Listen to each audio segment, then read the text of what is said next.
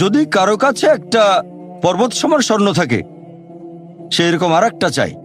যদি কারো কাছে এক পাহাড় স্বর্ণ থাকে, তারপরও সে আরেকটা স্বর্ণের পাহাড় চায়। আর সর্বশেষে তার মুখগহ্বর পূর্ণ হয় কবরের মাটি দিয়ে। সে যত ধনী লোকই হোক, হয়তো সে পৃথিবীর মধ্যে সবচেয়ে ধনী লোক, তারপরও সে আরো বেশি সম্পদ চায়। মানুষ সন্তুষ্ট হয় না, বেশিরভাগ মানুষ কখনো সন্তুষ্ট হয় না। আল্লাহ পবিত্র কোরআনে বলেছেন সূরা নিসা অধ্যায় নম্বর 4 আয়াত নম্বর 32 যে আল্লাহ যেটা দিয়ে অন্য মানুষকে শ্রেষ্ঠত্ব দান করেছেন সেটার উপরে তোমরা কোনো রকম লালসা করো না। এভাবে বলবেন না যে হে আল্লাহ, তুমি অমুককে অনেক সম্পদ দিয়েছো, অমুককে অনেক সুন্দর একটা গাড়ি দিয়েছো। এমন কিছু আল্লাহর কাছে চাইবেন না যেটা অন্য কাউকে আল্লাহ দিয়েছেন। এতে লোকসান হবে আপনার। আর আমাদের প্রিয় নবী মুহাম্মদ সাল্লাল্লাহু আলাইহি সাল্লাম বলেছেন, এটা আছে সহিহ বুখারীতে খণ্ড নম্বর 4, আমাদের নবী বলেছেন যে সেই লোকদের দেখো যাদের ভাগ্য তোমার চেয়ে খারাপ। সেই সব লোককে দেখো না যারা তোমার চেয়ে বেশি ভাগ্যবান। তা না হলে তোমরা আল্লাহ তাআলাকে স্মরণ করায় অবহেলা করতে পারো, তা না হলে প্রতিপালকের প্রতি অকৃতজ্ঞ হয়ে যেতে পারো। তাহলে নবী বলেছেন তাদেরকে দেখো যাদের ভাগ্য খারাপ। তখন আপনি বলছেন আচ্ছা, এই লোকটার তো কোনো গাড়ি নেই, আমার একটা মারুতি অন্তত আছে। তাকে দেখবেন না যারা সে মার্সিডিজ। ও আমার মার্সিডিজ নেই কেন? ওই লোকের গাড়ি নেই, আমার তো একটা আছে। আপনি আল্লাহকে ধন্যবাদ জানাবেন। যখন মার্সিডিজ গাড়ির মালিকের সাথে নিজেকে তুলনা করবেন, ও আমার কেন মার্সিডিজ গাড়ি দিলেন না, তাদেরকে দেখবেন যাদের ভাগ্য খারাপ। তাহলে আপনি আল্লাহ সুবহানাহু ওয়া তাআলাকে স্মরণ করছেন। আর এটাই বৈশিষ্ট্য মানুষের। এরকম একটা গল্প যে এক লোকের মনে অনেক দুঃখ, কারণ তার কোনো জুতো নেই। তারপরে সে একটা লোককে দেখলো যার একটা পাই নেই। লোকটা অভিযোগ করতো আল্লাহর কাছে যে জুতো নেই, আল্লাহর কাছে অভিযোগ করতো আমার কোনো জুতো নেই। তারপর সেই লোকটাকে দেখলো যার একটা পা নেই। তখন সে আল্লাহকে ধন্যবাদ জানালো, আমার অন্তত দুটো পা আছে। তাহলে সন্তুষ্ট হওয়া একটা পরীক্ষা। আমাদের নবী মুহাম্মদ সাল্লাল্লাহু আলাইহি ওয়াসাল্লাম বলেছেন, এটা আছে সহিহ বুখারীতে খণ্ড নম্বর 8 যে সত্যিকারের সম্পদ হচ্ছে সন্তুষ্ট হওয়া, ধন সম্পত্তি নয়। সত্যিকারের সম্পদ হলো সন্তুষ্ট হওয়া, পরিতুষ্ট হওয়া। আপনার যা কিছু আছে সেটার জন্য বলবেন আলহামদুলিল্লাহ, সকল প্রশংসা আল্লাহর। তাহলে হবেন সত্যিকারের মুমিন, হবেন সত্যিকারের বিশ্বাসী, হবেন সত্যিকারের মুসলিম, সন্তুষ্ট থাকবেন। অনেকে এভাবে বলে যে কোন কারণে আল্লাহ সুবহানাহু ওয়া তাআলা কিছু মানুষকে জন্ম থেকেই বানিয়েছেন স্বাস্থ্যবান, কিছু মানুষকে আল্লাহ সুস্বাস্থ্য দেন, আর কেউ জন্মায় অসুখ বিসুখ নিয়েই, হয়তো বংশগত কোনো রোগ, হার্ট ডিজিজ, কেউ বা জন্মায় বিকলাঙ্গ হয়ে। আল্লাহ কি অবিচার করছেন? আল্লাহ পবিত্র কোরআনে বলেছেন সূরা নিসা অধ্যায় নম্বর 4 আয়াত 40, আল্লাহ সুবহানাহু ওয়া তাআলা কারোর সাথে অনুপরিমাণে জুলুম করেন না। এটা একটা পরীক্ষা। আল্লাহ এক একজনকে এক এক ভাবে পরীক্ষা করেন। এরকম হতে পারে যে শিশু এখন জন্মাচ্ছে, সেই সময় মাসুম, নিষ্পাপ, তার কোনো দোষ নেই। আর পবিত্র কোরআন বলছে সূরা আনফাল অধ্যায় নম্বর 8 আয়াত নম্বর 28 যে তোমাদের ধন সম্পদ আর সন্তান সন্ততি তোমাদের জন্য পরীক্ষা। আল্লাহ কথাটা আবারও বলেছেন অধ্যায় নম্বর 63 আয়াত নম্বর 9 যে তোমাদের ধন সম্পদ সন্তান সন্ততি তোমাদেরকে যেন আল্লাহ তাআলা স্মরণে উদাসীন না করে। এরকম হতে পারে যে পরীক্ষা নেওয়া হচ্ছে বাবা মার, এটা বাবা মার জন্য পরীক্ষা। এরপর আপনারা দেখবেন যখন কোনো মানুষের উপর বিপর্যয় আসে, সেটা হয় পরীক্ষা অথবা একটা শাস্তি। যে লোকগুলো আল্লাহ তাআলার পথ থেকে দূরে সরে গেছে তাদের জন্য এটা শাস্তি, আর যারা আল্লাহর পথে আছে তাদের জন্য পরীক্ষা। হতে পারে যে বাবা মা খুব ভালো মুসলিম, 5 ওয়াক্ত নামাজ পড়েন, হয়তো যাকাত দিয়েছেন, হজ পালন করেন, রমজান মাসে রোজা রাখেন। আল্লাহ তাদের একটা সন্তান দিলেন জন্ম থেকে যার হার্টে সমস্যা। সত্যিকারের মুসলিম, সত্যিকারের মুমিন বলবে আলহামদুলিল্লাহ, আল্লাহ তাআলা তোমাকে অনেক ধন্যবাদ। আল্লাহ তাদের পরীক্ষা করছেন। আরেকটা লোক যে কৃতজ্ঞ নয় আর এই পরীক্ষায় হয়তো পাশও করবে না, সে বলবে কেন, সে লাফালাফি শুরু করবে, আল্লাহর কাছে অভিযোগ করবে যে কেন আল্লাহ তাআলা আমাকে এমন বিকলাঙ্গ সন্তান দিলেন জন্ম থেকে যার হার্টে সমস্যা। আর পরীক্ষা যত কঠিন পুরস্কার তত বেশি। পরীক্ষা যত কঠিন পুরস্কারের পরিমাণ তত বেশি। যেমন ধরেন আপনি পরীক্ষা দিচ্ছেন বিএ ডিগ্রি এক্সামিনেশন, যদি পাশ করেন তাহলে আপনি graduate, BA graduate in arts. তবে যদি এমবিবিএস পরীক্ষায় পাশ করেন তাহলে গ্র্যাজুয়েট হবেন, নামের আগে ডক্টর বসাবেন, ডক্টর। কিন্তু এমবিবিএস পরীক্ষায় পাশ করা এটা বিএ পরীক্ষায় পাশ করার চেয়ে অনেক বেশি কঠিন। তাহলে পরীক্ষা যত কঠিন পুরস্কারও তত বেশি। হতে পারে আল্লাহ এই বাবা মাকে সাধারণ বেহেশতে পাঠাতে চান না, পাঠাবেন জান্নাতুল ফেরদৌসে। তারা ধার্মিক, তারপরও আল্লাহ তাদের বেশি পুরস্কার দিতে চাচ্ছেন। আর এই কারণে আমাদের প্রিয় নবী মুহাম্মদ সাল্লাল্লাহু আলাইহি সাল্লাম বলেছেন, এটা আছে সুন্নান আল তিরমিজিতে, এক লোক জিজ্ঞেস করলো, এই পৃথিবীতে কাকে সবচেয়ে বেশি পরীক্ষা দিতে হয়? নবী উত্তরে বললেন যে আল্লাহ সুবহানাহু ওয়া তাআলার সকল নবী রাসূলকে সবচেয়ে বেশি পরীক্ষা দিতে হয়। এরপরে যারা নবী রাসূলগণের ঘনিষ্ঠ, যারা নবী রাসূলগণের মতো, তারপরে যারা সাহাবীগণের মতো। আর একজন লোকের ঈমান যত বেশি মজবুত, পরীক্ষাটাও তত বেশি কঠিন। তাকওয়া যত বেশি থাকে, আল্লাহ তত কঠিন পরীক্ষা দেবেন। আপনি কোথাও এমবিবিএস নিয়ে পড়াশোনা করছেন কারণ বেশি নম্বর পেয়েছিলেন এইচএসসিতে, সেজন্য এখানেও পরীক্ষা কঠিন। এমবিবিএস পাশ করাটাও বেশ কঠিন। তাহলে এখানেও নবী রাসূলগণের তাকওয়ার সাথে সাধারণ মানুষের তাকওয়ার কোনো তুলনায় হয় না। যেহেতু তারা ছিলেন নবী এবং রাসূল, তাই তাদেরকেও পরীক্ষা করা হয়েছে। কোনো নবী রাসূলকে এই পরীক্ষা না নিয়ে ছেড়ে দেওয়া হয়নি। তাদের তাকওয়া লেভেল অনেক উপরে। নবী রাসূলকে অনেক বেশিবার পরীক্ষা করা হয়েছে সাধারণ মানুষের চেয়ে। আপনার বাচ্চা অনেক বেশি, অনেক কঠিন। তাহলে আপনার তাকওয়া যদি বেশি হয়, আল্লাহ আপনাকে পরীক্ষা করবেন। সত্যিকারের মুমিন কোন বিপর্যয়ের মধ্যে পড়লে বলে, সুবহানাল্লাহ, সকল প্রশংসা আল্লাহর, আলহামদুলিল্লাহ। সে ধরে নেয় এটা একটা পরীক্ষা। কোনো বিপর্যয় আসলে সেটা হয় একটা পরীক্ষা অথবা একটা শাস্তি। নবীগণের তাকওয়া অনেক বেশি, তাদের জন্য এটা শাস্তি না, এটা পরীক্ষা। আর তারা পাশ করেছেন। যদি কারো জীবনে কোনো ভালো কিছু ঘটে, সেটা হয় একটা পুরস্কার অথবা পরীক্ষা। সম্পদ হতে পারে পুরস্কার অথবা একটা পরীক্ষা। ভালো কোনো কিছু ঘটলে সেটা হয় পুরস্কার, নয়তো একটা পরীক্ষা। অনেকে আল্লাহর পথ থেকে দূরে সরে যায়, তারপরে বলে আমাকে সম্পদ দাও, আল্লাহর সম্পদ দেন। তারপরে তারা পরীক্ষায় ফেল করে। তাহলে এই পৃথিবীতে তারা তাদের ইচ্ছে মতো আরামায়েশ করে, কিন্তু আখিরাতে শুধু ক্ষতিগ্রস্ত হয়। দান একটা পরীক্ষা, সন্তুষ্ট হওয়া পরীক্ষা, সন্তান সন্ততিও পরীক্ষা। অনেক সময় আমরা মুসলিমরা আল্লাহ তাআলার কাছে অভিযোগ করি যে আল্লাহ, তোমার কাছে এত দোয়া করি তবু তুমি কবুল করো না কেন? আল্লাহ পবিত্র কোরআনে বলেছেন, তোমরা আমাকে ডাকো, আমি তোমাদের ডাকে সাড়া দেব। তবে আমার আপনার ডাকে আল্লাহ সবসময় সাড়া দেন না। পরস্পর বিরোধী মনে হচ্ছে। আল্লাহ বলেছেন আমাকে ডাকো, আমি সাড়া দেব। তবে অনেক সময় দোয়া করছি কিন্তু কবুল হচ্ছে না। আল্লাহ পবিত্র কোরআনে বলেছেন সূরা বাকারা অধ্যায় নম্বর 2 আয়াত 216, তোমরা যা পছন্দ করো সেটা হয়তো তোমাদের জন্য ভালো না, আর যেটা পছন্দ করো না সেটা হয়তো ভালো। তোমরা এটা জানো না, তবে আল্লাহ জানেন। উদাহরণস্বরূপ, ধরেন একজন তরুণ ছেলে, বয়স হয়তো 20 বছর, সে দোয়া করছে, হে আল্লাহ সুবহানাহু ওয়া তাআলা, একটা বিএমডব্লিউ দিয়ে দাও। জানেন না বিএমডব্লিউ নাম শুনেছেন কিনা? BMW motorcycle. আমি চাই একটা বিএমডব্লিউ মোটরসাইকেল, খুব ভালো মোটরসাইকেল। ছেলেটা দোয়া করলো, আল্লাহ সাড়া দিলেন না। হয়তো আল্লাহ জানেন যে আল্লাহ যদি তাকে মোটরসাইকেল দিতেন, সে অ্যাক্সিডেন্ট করতো, পা ভেঙে ফ্র্যাকচার হতো, পঙ্গু হয়ে পড়ে থাকতো। তাহলে এখানে আল্লাহ সুবহানাহু ওয়া তাআলা তার ডাকে সাড়া দিয়েছেন সাড়া না দেওয়ার মাধ্যমে। আল্লাহ তার ডাকে সাড়া দিয়েছেন সাড়া না দেওয়ার মাধ্যমে। আল্লাহ তাকে মোটরসাইকেল দেননি কারণ সে ভালো বান্দা, সে খুব ভালো মানুষ, সে যা যাচ্ছে তা ভালো হবে না আমি জানি, কিন্তু সে জানে না, তাই আল্লাহ দিচ্ছেন না। এভাবে আল্লাহ সাড়া দিচ্ছেন সাড়া না দেওয়ার মাধ্যমে। আবার কিছু লোকজন আছে, যেমন আল্লাহ বলেছেন পবিত্র কোরআনে সূরা বাকারা অধ্যায় নম্বর 2 আয়াত 15-16, এখানে ভণ্ডদের কথা বলা হচ্ছে। আল্লাহ তাদের রশি দেবেন, তারা বিভ্রান্তের মতো ঘুরে বেড়াবে। তারা সম্পদ চেয়েছে, আল্লাহ দিয়েছেন। অনেকে আছে যারা আল্লাহর সাথে অন্য কাউকে শরীক করে। তারা বলে অনেক সম্পদ চাই, আল্লাহ তাদের সম্পদ দেন।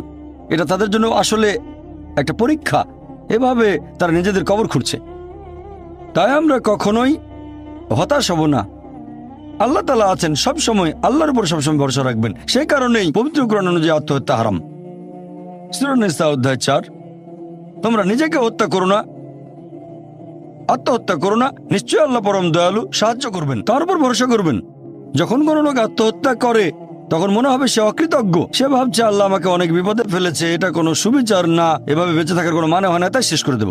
আল্লাহ পবিত্র কোরআনে বলেছেন সূরা বাকারা অধ্যায় নম্বর 2 আয়াত 286, এটা সূরা বাকারার একেবারে শেষ আয়াত, যে আল্লাহ সুবহানাহু ওয়া তাআলা কারো উপরেই তার সাধ্যের অতিরিক্ত বোঝা চাপিয়ে দেন না। আল্লাহ কারো উপরে এমন কোনো বোঝা চাপিয়ে দেন না যেটা তার সাধ্যের অতিরিক্ত। এটা আয়াতের প্রথম অংশ। এই আয়াতটাতে আরো বলা হয়েছে আমরা এই দোয়া করব, ইয়া আল্লাহ সুবহানাহু ওয়া তাআলা আমাদের উপর সাধ্যের অতিরিক্ত বোঝা চাপিয়ে দিও না। আয়াতের প্রথম অংশে আল্লাহ কথা দিয়েছেন যে আমাদের উপর তিনি সাধ্যের অতিরিক্ত বোঝা চাপাবেন না। তাহলে আমরা কেন দোয়া করব যে হে আল্লাহ আমাদের সাধ্যের অতিরিক্ত বোঝা চাপিয়ে দিও না? এর কারণ হচ্ছে আমরা নিজেদের কবর খুঁড়ি, আমরা নিজেদের উপর সাধ্যের অতিরিক্ত বোঝা চাপিয়ে দিই, সমস্যা বাধা আমরাই বলছি অনেক সম্পদ দাও, আল্লাহ দিচ্ছেন। তাই আমরা আল্লাহর কাছে দোয়া করছি, আল্লাহ যেন নিজেদের কারণে নিজেদের উপর সাধ্যের অতিরিক্ত বোঝা না চাপিয়ে দেন। আমরা সবসময় আল্লাহ তাআলার উপর ভরসা করব, একমাত্র তার ইবাদত করব। তিনি আমাদের স্রষ্টা। আমাদের অস্তিত্বের পেছনের উদ্দেশ্য হচ্ছে আল্লাহ সুবহানাহু ওয়া তাআলার ইবাদত করা, অন্য কারো নয়। পৃথিবীর জীবন পরকালের জন্য পরীক্ষা। আল্লাহর আদেশ মেনে চলেন আর সন্তুষ্ট থাকেন। যেরকম পরীক্ষায় সামনে পড়ুক, সত্যিকারের মুসলিম সবসময় বলবে আল্লাহকে ধন্যবাদ। সাধারণত আমরা অভিযোগ করি আমাদের এটা নেই, আমাদের ওটা নেই। জীবনের জন্য সবচেয়ে গুরুত্বপূর্ণ জিনিস কি? কেউ বলবে খাবার, কেউ বলবে পানি, সবচেয়ে গুরুত্বপূর্ণ বাতাস। কয়েক মিনিটের জন্য নিঃশ্বাস বন্ধ করেন, মারা যাবেন। আমাদের মধ্যে কেউ কি আল্লাহ সুবহানাহু ওয়া তাআলাকে জন্য ধন্যবাদ জানিয়েছেন যে বাতাস দিয়েছো সেজন্য অনেক ধন্যবাদ? আমাদের মধ্যে কতজন এটা করেছে? আমরা কি এটা বুঝতে পারছি? ফ্রি বাতাস তো ফ্রি পাচ্ছি আর কি। আমরা শ্রদ্ধা করবো আল্লাহ তাআলার নিদর্শনগুলোকে, শ্রদ্ধা করবো আল্লাহর নিয়ামতগুলোকে।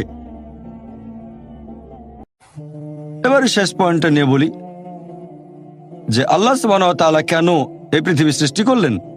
এই পৃথিবী সৃষ্টির উদ্দেশ্যটা আসলে কি?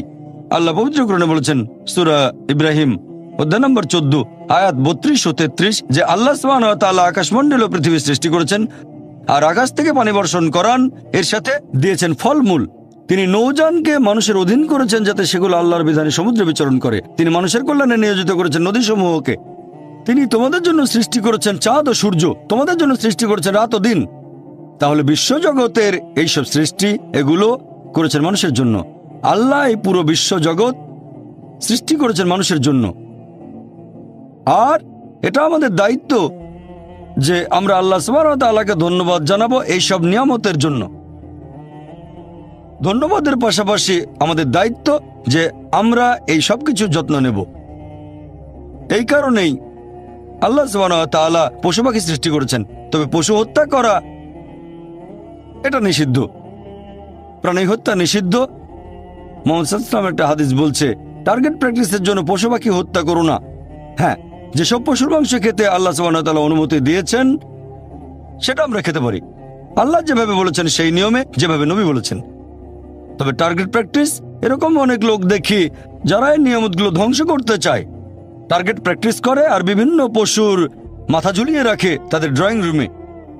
আল্লাহ সৃষ্টি করেছেন পাহাড় পর্বত, আমরা সেগুলো জয় করতে চাই, মাউন্ট এভারেস্টের চূড়ায় উঠি। এ পর্যন্ত অনেক মানুষ মারা গেছে, প্রতি বছর মাউন্ট এভারেস্টে উঠতে গিয়ে অনেক মানুষ মারা গেছে। আমরা এই নিয়ামতের জন্য আল্লাহ সুবহানাহু ওয়া তাআলাকে ধন্যবাদ জানাই না। যদিও আল্লাহ তাআলা পবিত্র কোরআনে বলেছেন উট সৃষ্টি করা হয়েছে তোমাদের জন্য, ভার বহনের জন্য। যদিও এগুলো আমাদের জন্য সৃষ্টি করা হয়েছে, আমরা এদের ভালোবাসবো, শ্রদ্ধা করব। এরকম অনেক সহিহ হাদিস আছে, অনেক। একটা হাদিস আছে সহিহ বুখারীতে খণ্ড নম্বর 3 যে একবার একজন মানুষ একটা তৃষ্ণার্ত কুকুরকে পানি খেতে দিয়েছিল। কুয়ার কাছে গিয়ে মোজাই করে পানি এনেছিল আর এই কাজের জন্য তাকে বেহেশতে দাখিল করা হলো। সহিহ বুখারীতে আছে আরেকটা হাদিস খণ্ড নম্বর 4 একবার এক পতিতা একটা তৃষ্ণার্ত কুকুরকে পানি খেতে দিয়েছিল, এজন্য সে বেহেশত পেল। এক সাহাবা প্রশ্ন করলেন যে কুকুরকে পানি খাওয়ালেও কি আমরা পুরস্কার পাবো? নবী বললেন অবশ্যই, কেন না। চিন্তা করুন, যে পশুটাকে ঘরের ভেতরে ঢুকতে নিষেধ করা হয়েছে, যদি সেই পশুকেও পানি খেতে দেন আল্লাহ সেজন্য পুরস্কার দেবেন। একটা হাদিস বলছে একজন বৃদ্ধ মহিলা এক বিড়ালকে বেঁধে রেখে খাবার দিত না, আল্লাহ তাকে দোজখে পাঠালেন। কেন সে বিড়ালটাকে বেঁধে রাখলো, খাবার দিল না? অন্ততপক্ষে বিড়ালটাকে ছেড়ে দিলেও তো সে শিকার করে খেতে পারতো। আর আমাদের এক্সিবিশনে এরকম একটা পোস্টার আছে, আরো অনেক পোস্টার। তাহলে আমরা পশু পাখিকে ভালোবাসবো, যত্ন করব। এছাড়াও গাছপালা লতাপাতা আমরা খেতে পারি যখন প্রয়োজন আমাদের, তবে বিনা কারণে আমরা কোনো গাছপালা কাটবো না। এমনকি যুদ্ধের সময়ও নবী মুহাম্মদ সাল্লাল্লাহু আলাইহি ওয়াসাল্লাম বলেছেন যে তোমরা গাছ কেটে ফেলো না, শস্যে আগুন ধরিয়ে দিও না। তাহলে এগুলো সবই আল্লাহ সুবহানাহু ওয়া তাআলার সৃষ্টি। আর আল্লাহ পবিত্র কোরআনে বলেছেন সূরা আদিয়াত অধ্যায় নম্বর 100 আল্লাহ তাআলা যুদ্ধের সময়ের ঘোড়া সম্পর্কে আল্লাহ এখানে বলেছেন যে ঘোড়া চড়ে সৈন্যরা যুদ্ধে যায়। আল্লাহ এখানে শপথ করে ট্রিনিটি বলা হয়নি, তবে কাছাকাছি সেটাকে বাদ দিয়েছেন কারণ এটা বানানো গল্প। তাহলে বুঝতে পারছেন, যদি যাচাই করতে চান কোনটা সঠিক বাইবেলে, তখন দেখবেন ফুরকান। এটাই হলো মানদণ্ড। এই মানদণ্ডই বলবে কোনটা সঠিক কোনটা বেঠিক। যদি তুলনা করে দেখেন আর খ্রিস্টানদের বাইবেল পড়েন, বাইবেলে কখনোই বলা হয়নি যে যীশু খ্রিস্ট সর্বশক্তিমান ঈশ্বর। বলা হয়েছে কেবল এক ঈশ্বরের উপাসনা করবেন। যীশু খ্রিস্টকে জিজ্ঞেস করা হয়েছিল যে ঈশ্বরের প্রথম আদেশটা কি। এটা আছে গসপেল অফ মার্ক অধ্যায় নম্বর 12 অনুচ্ছেদ 29। বলা হয়েছে এই হিব্রু রীতির মানে, শোনো হে ইসরায়েলবাসী, প্রভু আমাদের ঈশ্বর কেবল একজন। এখন খ্রিস্টানদের বাইবেল পড়ে দেখবেন আমাদের জীবনের সঠিক উদ্দেশ্য বলা হয়নি, এটা অস্পষ্ট। আর খ্রিস্টানদের চার্চ পলের শিক্ষাগুলো গ্রহণ করেছে। সেন্ট পল বলেছেন, যদি বিশ্বাস করো যিশু তোমার পাপ নিয়ে মারা গেছেন, তাহলে তুমি স্বর্গে যেতে পারবে। তারপর যা খুশি করেন, চুরি করেন, ধর্ষণ করেন, যে কোনো অপরাধ করতে পারেন। যদি আমার পাপের বোঝা নিয়ে যীশু খ্রিস্ট ক্রুশবিদ্ধ হয়ে মৃত্যুবরণ করে থাকেন, তাহলে আমি যা খুশি করতে পারি। যেমন ধরেন, কেউ আমাকে বললো একটা রেস্টুরেন্টে গিয়ে যা ইচ্ছে খেতে পারেন, আমি বিল দিয়েছি, তখন আমি ইচ্ছে মতো খাবো, চিকেন, মাটন, বিরিয়ানি যা ইচ্ছে খেতে পারি। তাহলে যীশু খ্রিস্ট যদি আমার পাপের বোঝা নিয়ে মৃত্যুবরণ করেন, তখন যে কোনো পাপ করতে পারবেন, তারপরে বেহেশতে যাবেন। শুধু মানবেন যিশু পাপের বোঝা নিয়ে মারা গেছেন। তাহলে খ্রিস্টানদের চার্চ এটা শিক্ষা দেয়, বাইবেলে এমন কথা বলা হয়নি। এজন্য আমার ভিডিও ক্যাসেট দেখতে পারেন, similarities between Islam and Christianity. সেখানে সাদৃশ্যগুলোর কথা বলেছি। সেজন্যই বলেছিলাম যীশু খ্রিস্ট মানুষকে যে শিক্ষা দিয়েছেন সেটা ইসলাম, মানে আল্লাহর কাছে আত্মসমর্পণ। রবি, আর আমি আইআইটির ছাত্র। আপনি বললেন ভালোবাসার কথা। আমার কাছে যেটা মনে হয় যে প্রেম, আমি যদি ভগবানকে প্রেম করি, তাহলে এই সততা ইত্যাদি আপনি যে ভালো গুণাগুণের কথা বলেছেন, যেগুলো আমাদের মধ্যে থাকা উচিত, আল্লাহর একজন বান্দার যেগুলো থাকা উচিত, সেগুলো তো তখন এমনিতেই চলে আসবে। তাহলে এইসব নিয়ম কেন? আল্লাহ আপনাদের কোরআনে যেগুলো বলেছেন, এই নিয়ম মানা কি জরুরি? আমি যদি ভগবানকে প্রেম করি, সেটা কি তাহলে যথেষ্ট নয়? শুধু এভাবেই কি আমি ভগবান বা আল্লাহর প্রশংসা করতে পারি না? ভাই একটা প্রশ্ন করলেন, আমি প্রশ্নটা আরেকবার বলছি। আপনি বললেন যে ঈশ্বর ভালোবাসেন আর মানুষ ঈশ্বরকে ভালোবাসেন, আর ঈশ্বরকে ভালোবাসলে যে সব গুণের কথা বলেছিলাম, সততা, দানশীলতা, এগুলো অটোমেটিক্যালি চলে আসবে।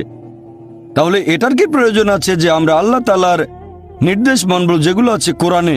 এটার কি দরকার আছে? ভাই, যদি সবকিছু অটোমেটিক্যালি চলে আসে, তাহলে আপনিও অটোমেটিক্যালি কোরআনের নির্দেশগুলো মানবেন। তবে সবাই কিন্তু সবকিছু অটোমেটিক্যালি পায় না, বুঝতে পারলেন?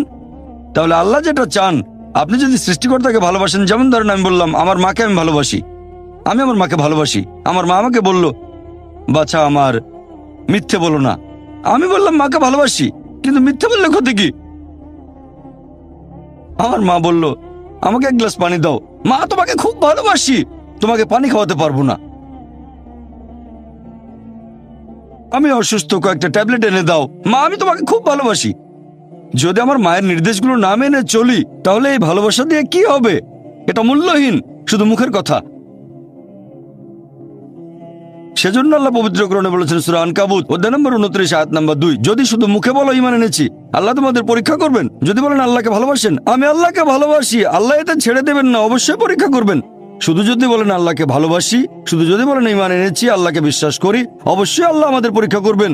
তাহলে এই জীবন একটা পরীক্ষা। এরপর যখন পরীক্ষা দিতে যাবেন, আপনি যদি সেই পরীক্ষার নিয়ম কানুন না জানেন, তাহলে সমস্যা হবে। যেমন ধরেন, আপনি একটা পরীক্ষা দিতে বসবেন, প্রথমে আপনি দেখবেন সেই পরীক্ষার সিলেবাসটা কি, তারপর সেই সিলেবাস অনুযায়ী পড়বেন। এখন আল্লাহ বেশ কিছু কথা বলেছেন, আমি আপনার সঙ্গে একমত। কিছু জিনিস বা গুণ, যেমন সততা, দানশীলতা, এগুলো মানুষের ভেতরে থাকে, আল্লাহ এগুলো দিয়েছেন। তবে অনেক কিছুই তো আমরা জানি না।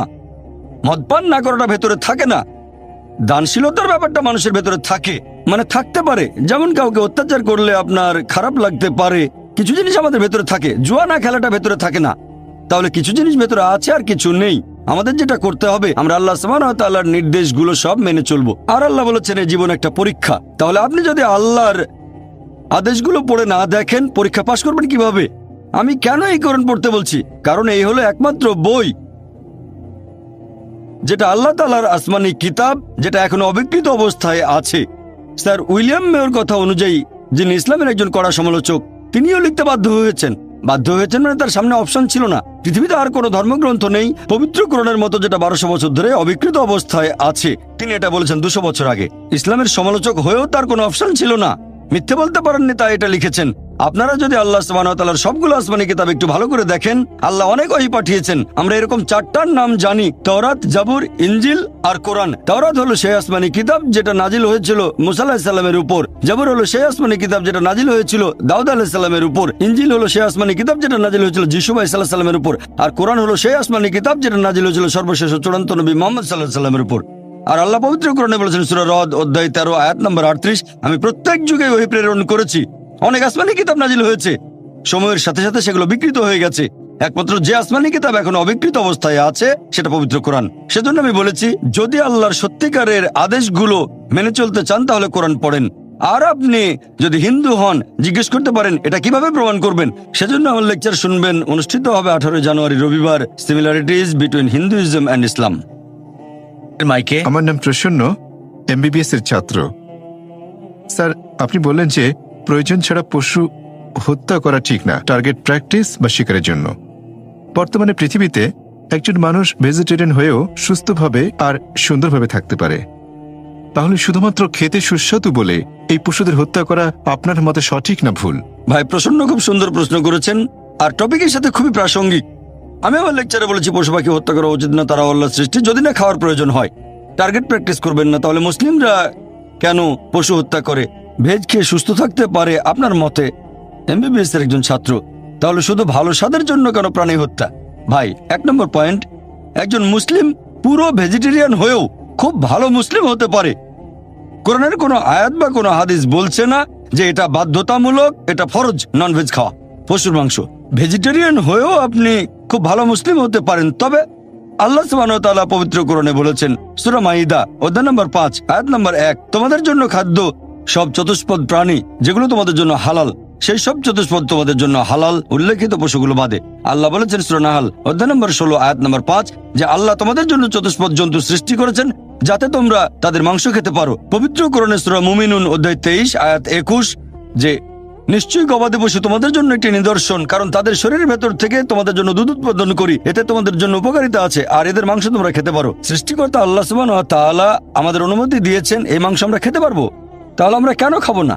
এবার আপনার যুক্তিটাতে আসি যে এই গবাদি পশুর মাংস, আপনি তো এমবিবিএস এর ছাত্র, আমিও মেডিকেল ডাক্তার, এমবিবিএস পাশ করেছি। এমবিবিএস এর ছাত্র হিসেবে এটা হয়তো পড়েছেন, আমি জানি না, ফার্স্ট ইয়ারে পড়ে থাকতে পারেন আপনি, যে কিছু অ্যামিনো অ্যাসিড আমাদের শরীরে সংশ্লেষিত হয় না, এগুলোকে বলা হয় এসেনশিয়াল অ্যামিনো অ্যাসিড। এরকম 8টা অ্যামিনো অ্যাসিড। এখন এই 8টা অ্যামিনো অ্যাসিড খাবারের মাধ্যমে সরবরাহ করা হয়। খাবারের মাধ্যমে সরবরাহ করা না হলে শরীরে ক্ষতি হতে পারে। পৃথিবীর কোনো ভেজিটেবলে আপনি এই 8টা অ্যামিনো অ্যাসিডের সবগুলো পাবেন না, এরকম নেই। একমাত্র যে খাবার এই 8টা অ্যামিনো অ্যাসিডের সবগুলো সরবরাহ করে থাকে সেটা হচ্ছে মাংস, মাছ, মাংস জাতীয় খাবার। মাংস জাতীয় খাবারে থাকে প্রচুর প্রোটিন, অনেক ভিটামিন, প্রচুর আয়রন থাকে, এটা স্বাস্থ্যকর। তবে আমি জানি যে আপনি ননভেজ খাবার না খেয়েও স্বাস্থ্যবান থাকতে পারবেন, অবশ্যই এটা সম্ভব। আপনি সুষম খাদ্য খেলেন, নিয়মিত চেক আপ করালেন ইত্যাদি, সম্ভব বলছি না স্বাস্থ্যবান হতে পারবেন না। তবে খাবারটা যখন স্বাস্থ্যকর তখন খাবেন না কেন? অনেকে এখানে কারণ দেখায় যে আমরা পশুদের কষ্ট দিচ্ছি, এ ব্যাপারে পরে বলছি। এখন আপনি যদি তৃণভোজী প্রাণীদের দাঁতগুলো দেখেন, গরু, ছাগল, ভেড়া, তাদের দাঁতগুলো সমান, তারা শুধু শাকসবজি খায়, কখনো মাংস জাতীয় খাবার খাবে না। আবার যদি মাংসাশী প্রাণীদের দাঁতগুলো একটু খেয়াল করেন, বাঘ, চিতাবাঘ, সিংহ, এদের দাঁতগুলো সূচালো, দাঁতগুলো তীক্ষ্ণ, শুধু মাংস খায়, কখনো ঘাস খাবে না।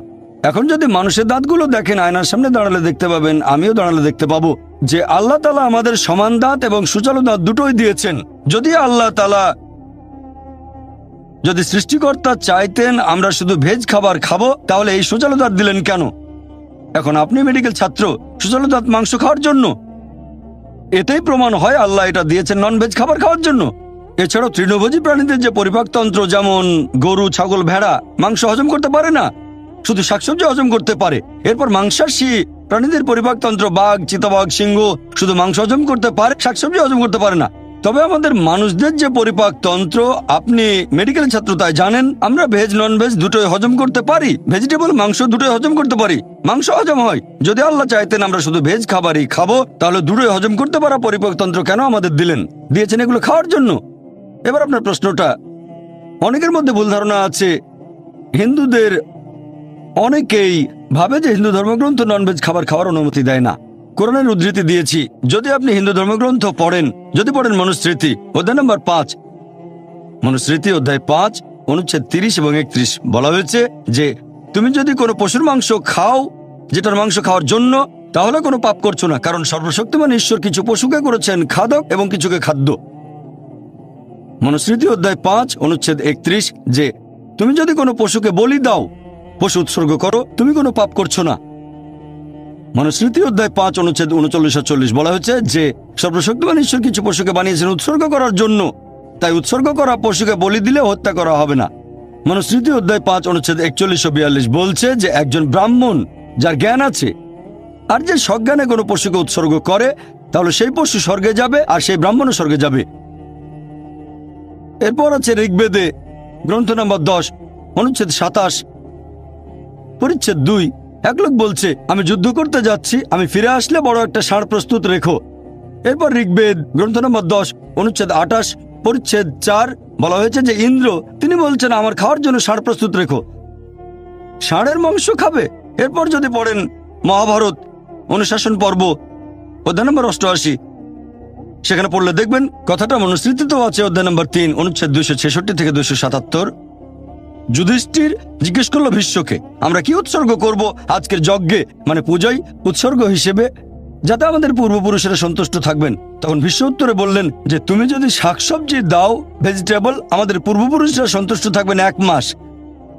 যদি মাছ দাও সন্তুষ্ট থাকবেন 2 মাস।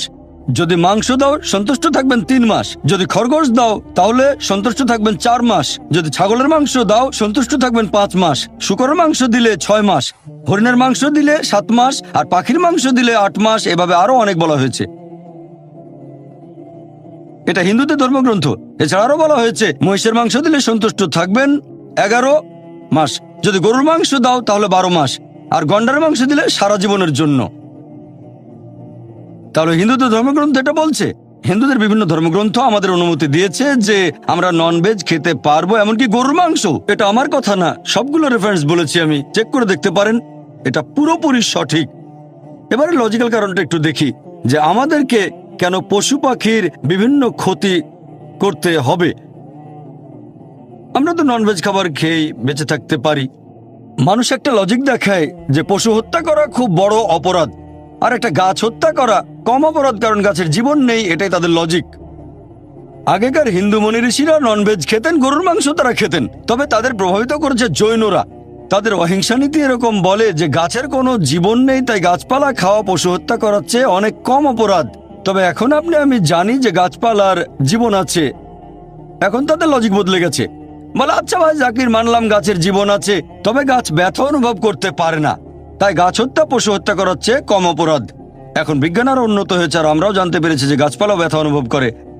গাছপালার নার্ভাস সিস্টেম আছে, ব্যথা অনুভব করে, গাছ কাঁদতেও পারে, অনেক সময় খুশি হয়, আবার কখনো দুঃখ পায়। তবে গাছপালার কান্না আমরা মানুষরা শুনতে পাই না, কারণ মানুষ যে তরঙ্গের শব্দ শুনতে পারে সেটা 20 সাইকেল পার সেকেন্ড থেকে 20,000 সাইকেল পার সেকেন্ড পর্যন্ত, এর নিচে বা উপরে মানুষ শুনতে পায় না। আপনারা হয়তো সাইলেন্ট ডগ হুইসেল দেখেছেন, কুকুর 40,000 পার সেকেন্ড পর্যন্ত শুনতে পারে। তাহলে এই হুইসেলের শব্দটা মানুষের শ্রবণযোগ্য তরঙ্গের উপরে, মানে 20,000 সাইকেল পার সেকেন্ডের উপরে, তবে 40,000 সাইকেল পার সেকেন্ডের নিচে। মালিক হুইসেল বাজালে মানুষ শুনতে পাবে না, কিন্তু কুকুর শুনে চলে আসবে। এখন গাছপালাও কাঁদে, কিন্তু আমরা শুনতে পাই না। কান্না শুনতে পায় না, তার মানে এই না যে তাদের অত্যাচার করব, যদি এটাকে অত্যাচার বলেন। একবার বাণীগুলো ঠিকই পৌঁছে যাবে, তখন সেটা প্রত্যাখ্যান করলে আপনি ক্ষতিগ্রস্ত হবেন। যদি গ্রহণ করেন তাহলে পরীক্ষায় পাশ করবেন। আশা করি উত্তরটা পেয়েছেন। এবারের প্রশ্ন মহিলাদের মধ্য থেকে। আসসালামু আলাইকুম রহমতুল্লাহি ওয়া বারাকাতুহু। আল্লাহ জানেন মানুষ পাপই করবে যদি তাদের আবার পৃথিবীতে পাঠানো হয় দোজখের আগুনের স্মৃতিটা মুছে দিয়ে। এখন আল্লাহ কেন পৃথিবীর সব মানুষকে দেখালেন না যে তারা পরকালে জীবনে এরকম শাস্তি পাবে? তাহলে মানুষ সবকিছু নিজের চোখে দেখে আল্লাহকে ভয় করত আর সঠিক পথে চলতো। বোন খুব সুন্দর প্রশ্ন করেছেন যে আমরা যদি পরকালের জীবনে দোজখের আগুন সত্যি সত্যি দেখতে পেতাম, সবাই তাহলে বিশ্বাস করত আর কেউ খারাপ কাজ করত না। কিন্তু আল্লাহ তাদের ফিরিয়ে নিয়ে স্মৃতি মুছে ফেলবেন না, কারণ তাহলে তারা আবার একই ভুল করবে। আল্লাহ তাদের এখানে দেখাচ্ছেন না কেন? খুব সুন্দর প্রশ্ন বোন। আল্লাহ এখানেও কিছু নিদর্শন দেখান। আল্লাহ পবিত্র কোরআনে বলেছেন দোজখের আগুন সম্পর্কে, কিন্তু অনেকে বলে আরে দোজখে কে যাবে, আগুন তো নাও থাকতে পারে। আমরা মনে করি বেহেশত আবার কোথায়, এ ব্যাপার নিয়ে পরে চিন্তা ভাবনা করবো। আরে এটা বিশ্বাস করি না, যদিও আল্লাহ বলেছেন, তবে আমরা সেটা বিশ্বাস করি না। এরপর ট্রেলার, আল্লাহ আপনাকে ট্রেলার দেখাবেন, মানে হাইলাইটস এখানেই। যেমন ধরেন এইডস, আল্লাহ পবিত্র কোরআনে বলেছেন তিনি আগে শাস্তি দিয়েছেন অনেক জাতিকে, অনেক কম বা সম্প্রদায়কে তিনি পুরোপুরি ধ্বংস করে দিয়েছিলেন কমে লুত, এছাড়া অনেক কম। এখনকার দিনে আছে এইডস, 80 দশকের শুরু, 80 প্রথম দিকে, এটা একটা শাস্তি, আল্লাহর তরফ থেকে শাস্তি। অ্যাকোয়ার্ড ইমিউন ডেফিসিয়েন্সি সিনড্রোম, এটা একটা শাস্তি। প্রথমে হোমোসেক্সুয়ালদের হলো, তারপর হেটারোসেক্সুয়ালদের হলো, যারা অবৈধ যৌনাচার করেছে। তাহলে দেখতে পাচ্ছি আল্লাহ তার নিদর্শন দেখাবেন, এই সবকিছু নিদর্শন। যেমন ধরেন বসনিয়া, এটা একটা বিপর্যয় বসনিয়ার লোকদের জন্য, দুই দিক থেকেই। কিছু মানুষ অন্যায় করেছে, তারা ছিল মুসলিম, তারা কেমন ছিল? বেশিরভাগই ছিল নিয়ম না মানা মুসলিম, ইসলাম সম্পর্কে জানতো না। আল্লাহ বিপর্যয় দিয়েছেন, হয়তো কিছু মানুষ ছিল ভালো, আর আল্লাহ বলেছেন যখন তিনি শাস্তি দেন সেখানে যারা পাপ করেনি তারাও শাস্তি পেতে পারে, তাদের জন্য এটা পরীক্ষা। আল্লাহ যখন কাউকে বিপর্যয়ে ফেলেন সেখানে অনেকে হয়তো পাপী নয়, আল্লাহ পবিত্র কোরআনে বলেছেন এমনকি তারাও বিপর্যয়ে পড়তে পারে, তবে তাদের জন্য এটা পরীক্ষা, তাদের জন্য পরীক্ষা। বোন, এখন পৃথিবীতে কি ঘটছে দেখেন, কি ঘটছে বসনিয়াতে, তারপর অন্যান্য দেশে দেখেন, ইরাকে কি ঘটছে, এসবই হচ্ছে পরীক্ষা। কিন্তু আমরা এখানে কি করছি? আমরা বলি এটা তো বসনিয়াতে ঘটেছে, ভারতে কিছু হয়নি। ঘটনা ঘটেছে গুজরাটে, মাদ্রাজে কিছুই হয়নি। এই সবই নিদর্শন বোন, আল্লাহ এভাবে ট্রেলার দেখাচ্ছেন। আর আপনারা যদি এই বইটা পড়েন, সর্বশেষ ও চূড়ান্ত আসমানি কিতাব পবিত্র কোরআন, তাহলে জানতে পারবেন তিনি আমাদের স্রষ্টা, একমাত্র তার ইবাদত করা উচিত, আর তিনি আমাদের যা দেন তাতে আমরা বলবো আলহামদুলিল্লাহ। আশা করি উত্তরটা পেয়েছেন। স্যার, আমি জানতে চাচ্ছি, আপনার নাম প্লিজ? মোহাম্মদ ইসাক। কোনো অমুসলিম আছেন মহিলাদের মধ্যে? আচ্ছা ঠিক আছে ভাই, আপনি প্রশ্ন করে যান। পৃথিবী জুড়ে বিশেষ করে মুসলিমরা শাস্তি পাচ্ছে, সব জায়গায়, বসনিয়াতে, কাশ্মীরে, ইরাকেও। আপনি আপনার লেকচারে বললেন পৃথিবীতে আমরা মানুষরা শাস্তি পেতে পারি। এখন ব্যাপারটা কি এরকমও হতে পারে যে তারা পৃথিবীতে শাস্তি পাবে, আবার আখিরাতেও তারা শাস্তি পেতে পারে? ভাই, আপনি প্রশ্ন করলেন যে মুসলিমরা সব জায়গাতে শাস্তি পাচ্ছে, বসনিয়াতে শাস্তি পাচ্ছে, তারপর পৃথিবীর অন্যান্য দেশেও আমরা এখানে শাস্তি পাচ্ছি, আবার আখিরাতেও শাস্তি পাবো। যদি কেউ হয়ে থাকে সত্যিকারের মুসলিম, সত্যিকারের মুসলিম মানে, মুসলিম শব্দের মানে কি? আব্দুল্লাহ জাকির সুলতান নয়, মুসলিম মানে আল্লাহর কাছে আত্মসমর্পণ যে করে। সত্যিকারের মুসলিমের জন্য এই বিপর্যয় হচ্ছে একটা পরীক্ষা, এটা কোনো শাস্তি নয়। সবচেয়ে বেশি বিপর্যয় এসেছে নবীগণের উপর, সেজন্য আখিরাতে তারা পাবেন জান্নাত। তবে আপনি যদি শুধু নামে মুসলিম হন, হতে পারে আপনার নাম আব্দুল্লাহ, জাকির, মোহাম্মদ ইত্যাদি, আপনি শুধু নামে মুসলিম তবে আল্লাহর নির্দেশ মেনে চলেন না, তাহলে জীবনে শাস্তি পেতে পারেন, আর পরকালে শাস্তি অবশ্যই পাবেন। কারণ আল্লাহ পবিত্র কোরআনে বলেছেন সূরা আলে ইমরান অধ্যায় 3 আয়াত 185, কুল্লু নাফসিন যায়কাতুল মউত। জীব মাত্রই মৃত্যুর স্বাদ গ্রহণ করবে, আর তোমাদের কর্মফল কিয়ামতের দিন পূর্ণমাত্রায় দেওয়া হবে। শাস্তির অংশবিশেষ এখানে পেতে পারেন, আর বাকিটা আখিরাতে।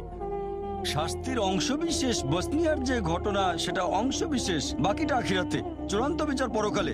অথবা আপনি বিপর্যয়ে পড়তে পারেন, আল্লাহ হয়তো আপনার পরীক্ষা নিচ্ছেন এখানে, আর আখিরাতে পাবেন জান্নাত। তাহলে আল্লাহর আদেশগুলো মেনে চললে সত্যের পথে থাকবেন, যাই ঘটুক না কেন আপনি বলবেন আলহামদুলিল্লাহ। আশা করি উত্তরটা পেয়েছেন। লেকচার শুনতে এসেছি, আর আপনার যুক্তিগুলো সব মেনে আপনার নাম নিয়েছি। আর পেশা বলুন। মুর্তুজা, আমার নাম মুর্তুজা, আর আমি MBA পড়ছি। আমার একটা ছোট প্রশ্ন আছে। আপনি এই লেকচারে বললেন যে আল্লাহ তাআলা জানেন যে প্রত্যেক মানুষ ভবিষ্যতে কোন কোন কাজ করবে। আমরা আমাদের ভবিষ্যতে কি করব? এই পৃথিবী কেন সৃষ্টি হয়েছে? আমি কোথায় পৌঁছাবো? আমি পরের মুহূর্তেও কি করব? সেটা আগে থেকেই ঠিক, তাই না? এখন পরীক্ষা শব্দটা কি এখানে সঠিক?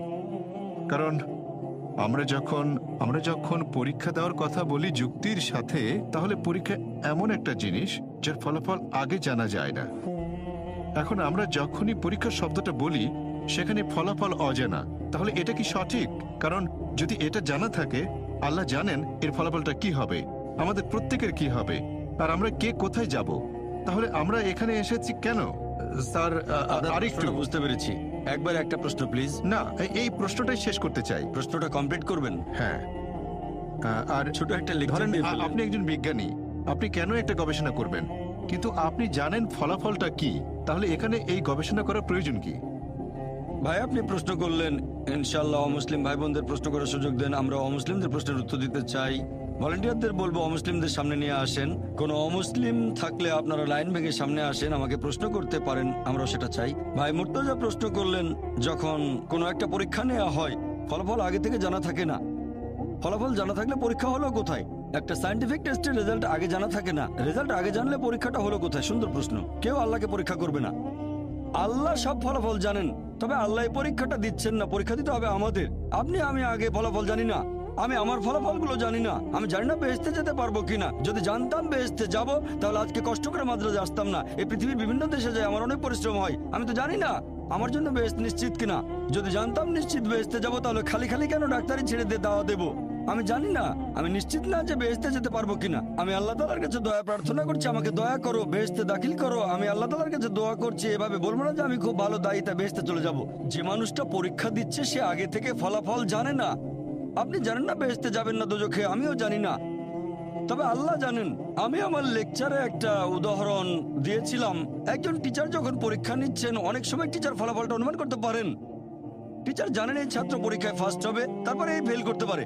তাহলে কি বলবেন যে আমি পরীক্ষা দিতে যাব না? পরীক্ষা দেবেন আপনি, টিচার পরীক্ষা দেবেন না।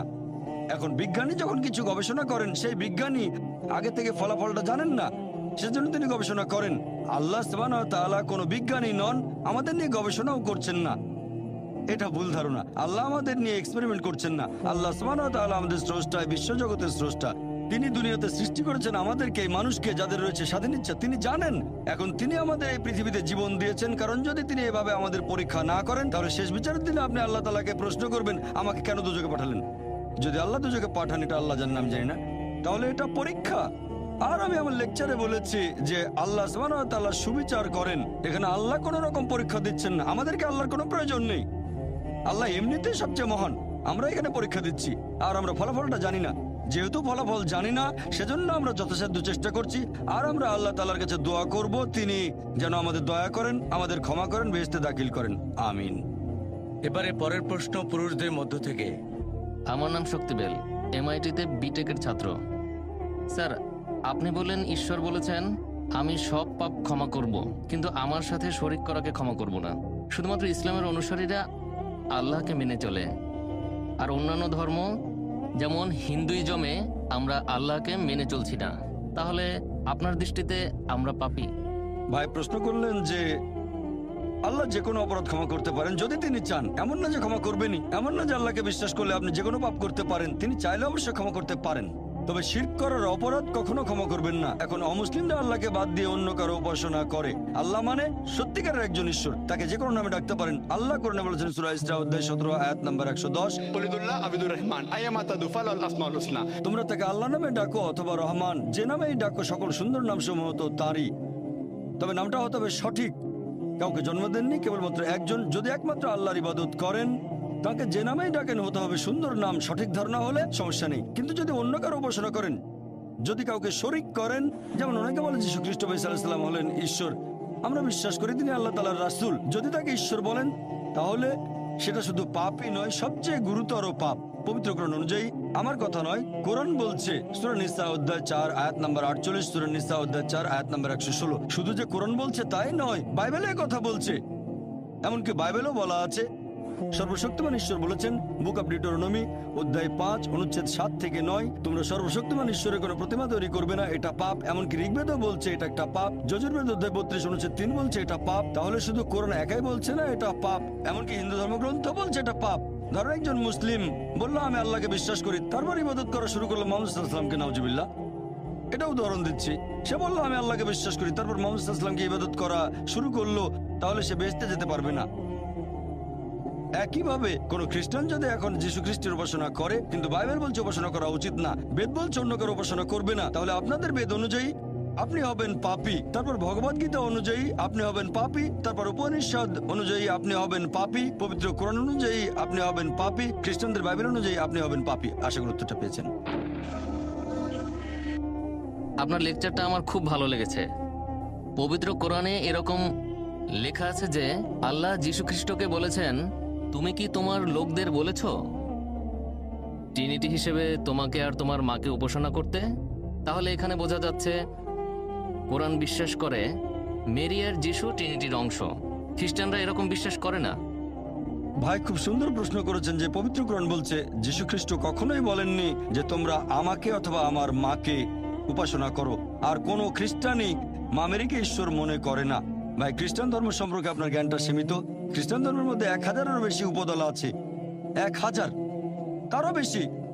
আমি সবগুলোর নাম জানি না। এরকম একটা উপদলের নাম হচ্ছে ম্যারিয়ান এক্স। তারা বিশ্বাস করে যে ট্রিনিটি, এখানে 3 জনের মধ্যে একজন হলেন মা মেরি। তারা বিশ্বাস করে মা মেরি ঈশ্বর। যদিও এরা সংখ্যায় অনেক কম, এখন তারা আছে কিনা তাও জানি না। তবে আপনি যদি খ্রিস্টান ধর্মের গ্রন্থগুলো পড়েন, সেখানে এরকম উপদলের কথা আছে যারা বিশ্বাস করত যে মা মেরি হলেন ঈশ্বর। আশা করি উত্তরটা পেয়েছেন। আমি খ্রিস্টান ধর্মের অনুসারী। এখন পবিত্র বাইবেলের কোনো জায়গায় আমি এরকম দেখিনি যেখানে যীশুখ্রিস্ট বলেছেন যে তোমরা আমার মায়ের উপাসনা করো। এ ব্যাপারে আপনি কি বলেন? ভাই বললেন আপনি নিয়ম মানা খ্রিস্টান, আর আপনি বাইবেলে কোথাও পাননি যেখানে যীশুখ্রিস্ট তার মা মেরিকে উপাসনা করতে বলেছেন। যীশুখ্রিস্ট বাইবেলে এটাও বলেননি যে তোমরা আমার উপাসনা করো, তারপর আপনার উপাসনা করছেন। বাইবেলে যে কথা বলছে কোরআনে সে কথাগুলো বলছে না। কোরআন যেটা বলছে সেটা হলো কিছু লোক মা মেরির উপাসনা করতো, একইভাবে বাইবেলও বলছে। আর আপনি পুরো বাইবেল ঘেটে কোথাও পাবেন না যে যীশুখ্রিস্ট বলেছেন একেবারে পরিষ্কার ভাবে, গোটা বাইবেলে একটা অনুচ্ছেদ পাবেন না যেখানে যীশুখ্রিস্ট বলেছেন আমার উপাসনা করো, আমি ঈশ্বর। তারপর খ্রিস্টানরা করে, আপনি করেন না, সেজন্য আলহামদুলিল্লাহ, আপনাকে অভিনন্দন জানাই। যীশুখ্রিস্টকে যদি ঈশ্বর বলে না মানেন তাহলে আলহামদুলিল্লাহ, আপনি ইসলামের আরো কাছে আসলেন। আর যীশুখ্রিস্ট নিজের মুখেই বলেছেন, গসপেল অফ জন অধ্যায় নম্বর 16 অনুচ্ছেদ 11 ও 12, আমি তোমাদের অনেক কথা বলতে চাই কিন্তু সেগুলো এখন সহ্য করতে পারবে না, কারণ যখন সত্যের আত্মা আসবেন তিনি সবাইকে সত্যের পথে নিয়ে যাবেন। তিনি নিজ থেকে কিছু বলবেন না, যা শুনবেন তা বলবেন। তিনি আমাকে মহিমান্বিত করবেন। তার মানে আরেকজন রাসূল আসবেন। এখানে বলা হচ্ছে সর্বশেষ চূড়ান্ত নবী মুহাম্মদ সাল্লাল্লাহু আলাইহি ওয়াসাল্লামের কথা। যদি বাইবেলে বিশ্বাস করেন তাহলে বাইবেলে উল্লেখিত সর্বশেষ নবীকেও বিশ্বাস করবেন, অর্থাৎ নবী মুহাম্মদ সাল্লাল্লাহু আলাইহি ওয়াসাল্লাম। আশা করি উত্তরটা পেয়েছেন। পরের প্রশ্ন পুরুষদের মধ্য গুড থেকে। Evening sir. আমার প্রশ্ন হলো, ঈশ্বর কেন আমাদের সৃষ্টি করেছেন, কেন এই পৃথিবীতে পাঠিয়েছেন, আর কেন বেহেশত দোজখ সৃষ্টি করেছেন? ভাই প্রশ্ন করলেন ঈশ্বর আমাদের কেন সৃষ্টি করেছেন আর এখানে পাঠিয়েছেন। আজকের লেকচারের টপিকই ছিল এটাই, কেন। পুরো লেকচারটাই ছিল এই টপিকের উপর যে ঈশ্বর আমাদের কেন সৃষ্টি করেছেন, পরীক্ষা করার জন্য। এখন ধরেন কেউ একজন পরীক্ষা দিতে বসেছে, এমবিবিএস পরীক্ষা। এখন তো আপনি বলেছেন আমাদের পরীক্ষা নেওয়া হচ্ছে। হ্যাঁ, সেটাই বলছি, পুরো লেকচারের টপিক ছিল এটাই। আর আপনি যদি ঈশ্বর আমাদের মানুষ হিসেবে সৃষ্টি করেছেন কেন, আচ্ছা, তার প্রয়োজন কি? ভালো, ঈশ্বর কেন মানুষ হিসেবে সৃষ্টি করেছেন? আচ্ছা, এটা খুব ভালো প্রশ্ন। ঈশ্বর কেন আমাদের মানুষ হিসেবে সৃষ্টি করেছেন, আমি আরেকটা দৃষ্টিভঙ্গি থেকে বলছি। আপনারা দেখবেন আল্লাহ পবিত্র কোরআনে বলেছেন যে আল্লাহ যখন জিজ্ঞেস করলেন কারা মানুষ হিসেবে পৃথিবীতে আসতে চায়, তখন পাহাড় পর্বতেরা সবাই বলেছিল না, কিন্তু মানুষ অজ্ঞতায় সে বলল হ্যাঁ আমি মানুষ হিসেবে আসতে চাই। কারণ আল্লাহর অন্যান্য সৃষ্টির কোনো স্বাধীন ইচ্ছা নেই, যেমন ফেরেশতাগণের কোনো স্বাধীন ইচ্ছা নেই। তবে আপনি মানুষ হিসেবে জন্মালে স্বাধীন ইচ্ছা থাকবে। এই স্বাধীন ইচ্ছা থাকার পরও যদি আল্লাহকে মেনে চলেন তাহলে ফেরেশতাগণের উপরে চলে যাবেন, আর স্বাধীন ইচ্ছা থাকার পরে যদি আল্লাহকে না মানেন তাহলে ফেল করবেন। তাহলে আমরা মানুষরা অজ্ঞ, আমি সহ, আমিও অজ্ঞ। আমি বলি আমি পরীক্ষায় ডিস্টিংশন পাবো, অনেক নম্বর, কিন্তু কোরআন বলছে আমরা মানুষরা অজ্ঞ। আমরা পরীক্ষা দিতে রাজি হয়েছি, এখন পরীক্ষা চলছে। আমার স্মৃতিতে সেটা নেই, শেষ বিচারের দিনে আল্লাহ সেই স্মৃতি দিয়ে দেবেন।